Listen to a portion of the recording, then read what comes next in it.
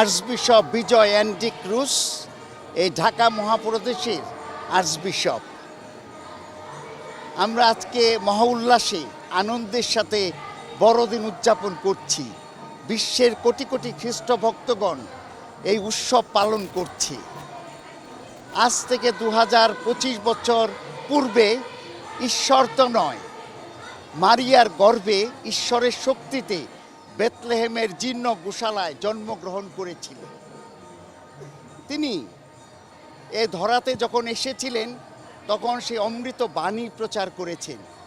তিনি বলেছেন যাতে আমরা মন পরিবর্তন করি, আমরা অসত্য অন্যায় মন্দতা পরিত্যাগ করে সত্য ভালো যা কল্যাণকর আমরা তাই করি। তিনি অনেক আশ্চর্য কাজ করেছেন। অন্ধকে দৃষ্টি দিয়েছেন, কালাকে শোনার ক্ষমতা দিয়েছেন, বুবাকে কথা বলার ক্ষমতা দিয়েছেন, এমনকি মৃত মানুষকে তিনি জীবন দিয়েছেন। তিনি পাপী তাপী নির্যাতিত নিষ্পেষিত মানুষের পক্ষ অবলম্বন করেছেন। কারণ তিনি বলতেন যে অসুস্থদের জন্যই ডাক্তার প্রয়োজন, সুস্থদের জন্য নয়। তিনি তাদের জন্যই এ জগতে এসেছিলেন। আমরা যখন দীনদুঃখী মানুষের সেবা করি, বিশেষ করে তৃষ্ণার্তকে জল দান করি, ক্ষুধার্তকে অন্ন দান করি, বস্ত্রহীনকে বস্ত্র দান করি, সেই সেবা তিনি স্বয়ং গ্রহণ করেন।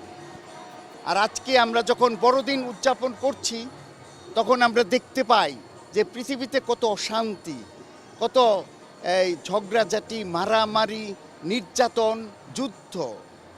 এমনকি যিশু যেখানে জন্মগ্রহণ করেছিলেন সেই এলাকাতে গাজাতে শিশুরা নির্বিচারে মৃত্যুবরণ করছে, তাদেরকে মেরে ফেলা হচ্ছে এবং কত মানুষ কষ্ট পাচ্ছে। ইউক্রেনের যুদ্ধ।